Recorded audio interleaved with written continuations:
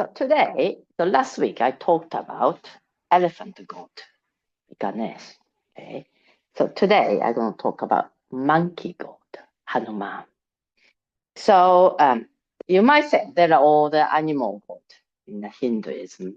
So there must be so many, but actually there are only just a couple more, but two main animal deities: Ganesh, elephant head god, and Hanuman, monkey god. I'm going to talk about today.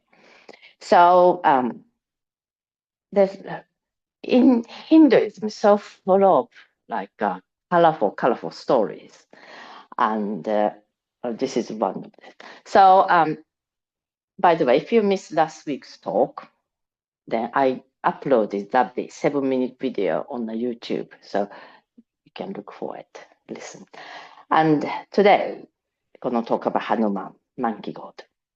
So last week I mentioned this epic called Mahabharata, so written a few thousand years ago, and it's really longest epic in the history. And there's another epic, so there's two epics in India. It's called Ramayana or Ramayana.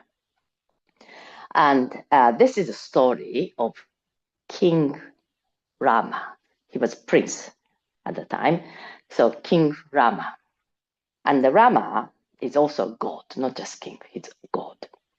And he is like a bestest human being you could ever imagine. So he's like a kind, loving, helpful, just all the virtue become humanized, all the virtue.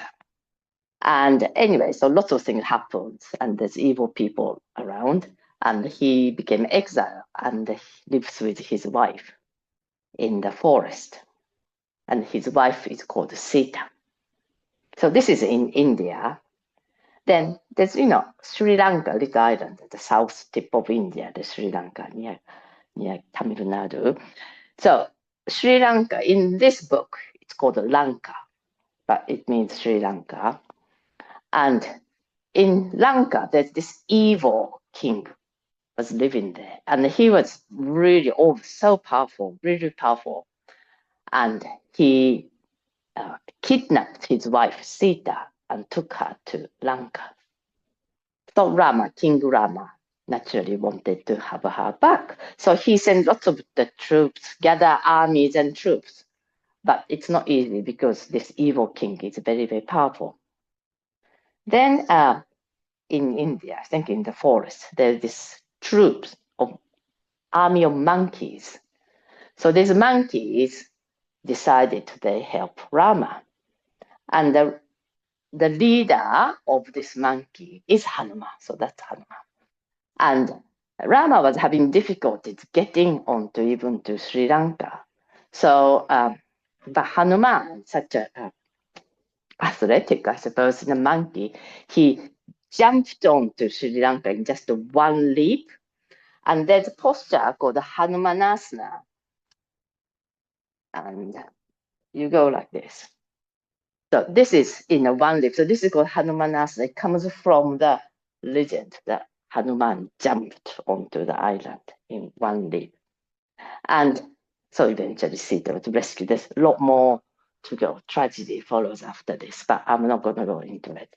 But anyway, so Hanuman, why he became king, became God? Because he was so devoted. He was ready to sacrifice his life and serve his Lord, Rama. So that's why for his devotion, he kind of promoted to be God. And the reason why it's so regarded highly is devotion. So devotional path called Bhakti Yoga is regarded really important element in Hinduism. So one of the paths is yoga of action, so selfless act to salvage your soul. Also, you can do meditate, so go through deep meditation and find liberation there. But another path is to devote yourself to deities and God. So devotion is a really important element in Hinduism. And because Hanuman is so devoted to Rama, he was promoted to God. And last week I mentioned this elephant god, Ganesh. And Ganesh is such a popular god. You just see everywhere.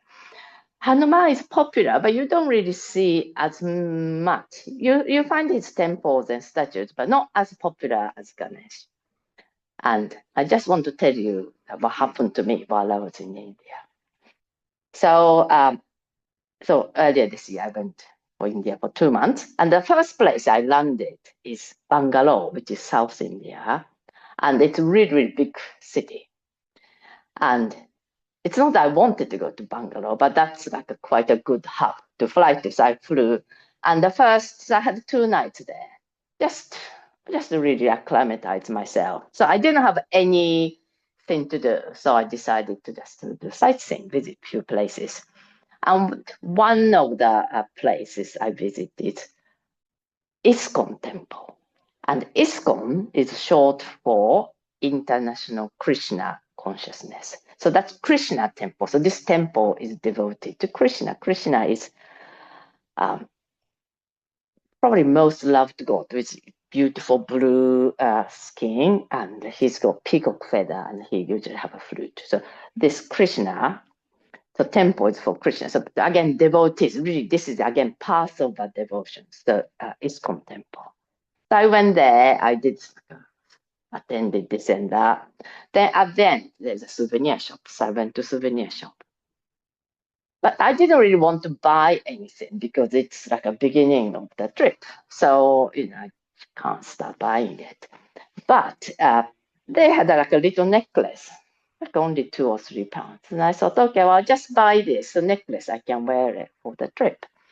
So I bought it, and there's just a little pendant, a little relief. I couldn't really see. But I couldn't really see, but I just assumed that's Krishna because that's Krishna temple. So I was wearing it for 2 months. Then at the end of the trip, on the very last day, I stayed with my friend in Delhi. Then her husband looked at my necklace and she said, "Oh, where did you get this?" So I said, "Oh, I got it from ISKCON temple. This is Krishna." And he had a look and he said, "It's not Krishna, it's a Hanuman." And he told me Hanuman is the Lord of protection. So he protects you. And so Hanuman is a servant of Rama. And without really without getting into the details, God Rama and God Krishna, they are same God.